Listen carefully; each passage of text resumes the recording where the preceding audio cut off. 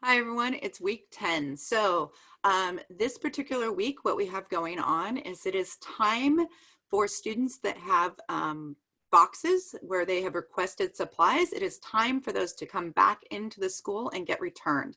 So that is the main thing that needs to be done as far as hands-on students go. And I will be there on Thursday this week, and I will be there a little bit longer in order to make sure that you have plenty of time to get there.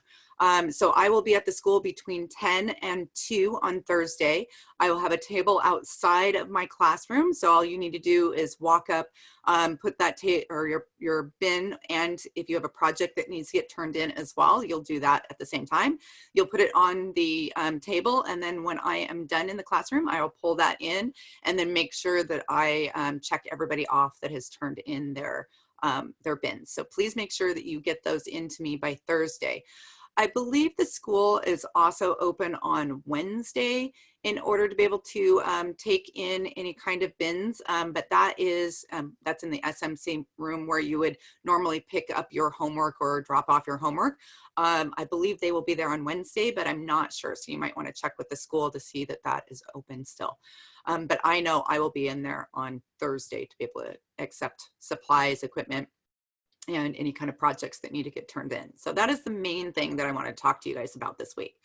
There is also an assignment. So if you have already completed your hands-on assignments and you do not have any more hands-on work that you're trying to do, maybe you've already turned in your bin, that automatically puts you in the position of being a digital student. So you'll do digital students work. If you have still something that you're working on, you have until Thursday, unless you contact me and let me know that, you know, it might take you longer, but you have until Thursday. If you are actively working on a project, you are still a hands-on student, so you can keep working on that project and don't need to turn yourself into a digital student quite yet.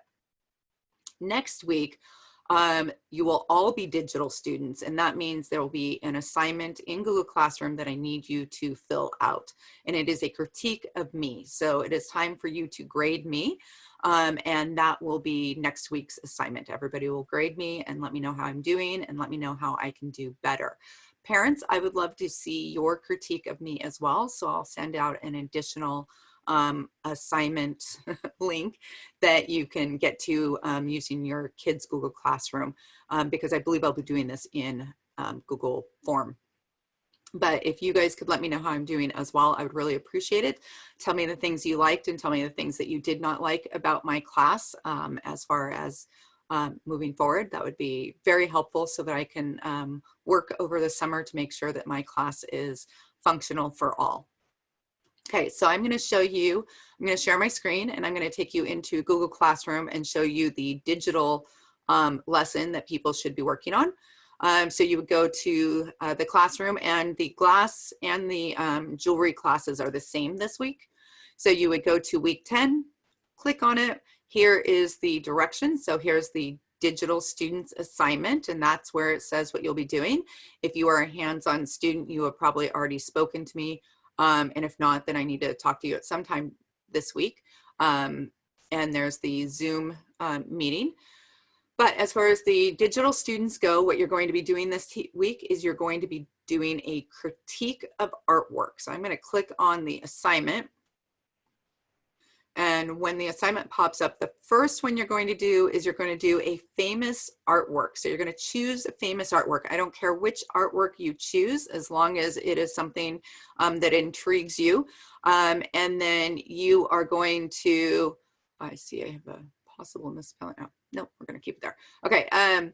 Then you are going to choose a famous artwork, and then you're going to critique it. In this case, you are just going to mark most of these. There are a couple questions that you need to answer. Somebody asked me how to best mark these. You could just either highlight them or make an X, either way. But you're going to go through, look at the artwork that you have chosen. You are going to include the artwork. So I need to see what that looks like. So you'll attach it to this document. But you will go through and critique it. So it'll be things like where it says line, what kind of lines do you see? Are they sharp? Are they fuzzy? Are they thick? Are they thin? These are just words and we use when we're talking about art. And so what we're trying to do is we're kind of trying to put a vocabulary towards what you are looking at when you're looking at a piece of art. So make sure that you fill this all out. And then if there are questions, you need to answer those questions. And you're going to go all the way down. And then these are the positive critique. We always want to keep our critiques on the positive side. It turns out that none of us like to be attacked. And so when we're talking about art, we want to be positive when we do it. So you are going to make sure that you are reading through this, including the picture of the art that you chose. And then you are going to do a second critique. This second critique is actually going to be something that you have done. It is going to be your artwork. You don't have to create a new piece of artwork. You can use something from the last couple of years. I said high school, but if you are a freshman, you can use something from your 8th grade year. But I want it to be something semi-recent. And you are going to do a write-up using the same information that you had seen from above. And there are going to be additional things that I would like you to think about when you're critiquing your piece of art. What did you learn while you were working on that piece? And so sometimes, and that's why I want it something that is recent, I want you to be able to look back and think about that particular project. So if you had something in kindergarten, obviously you wouldn't know what you were thinking way back then. So it needs to be something semi-recent. If you do not have a piece of art that you can identify that can be used for this particular critique, that means it is time for you to start drawing something. And I would draw it before you start doing this particular assignment, this part. And so you are going to draw a piece of art. If you can't think of anything that you already have that you can show me a picture of, you're going to need to make a new piece. And then you're going to critique it. You can write the critique right in this box and then add a picture to it. It is okay if it extends beyond this page. You can go into the next page, which you'll probably need to do anyway, because just adding the pictures is probably going to kind of stretch things out. So you're going to critique your piece of art. Remember, you're going to be positive about it, and you're going to tell me, you know, what you were thinking and how it affected you and what you learned.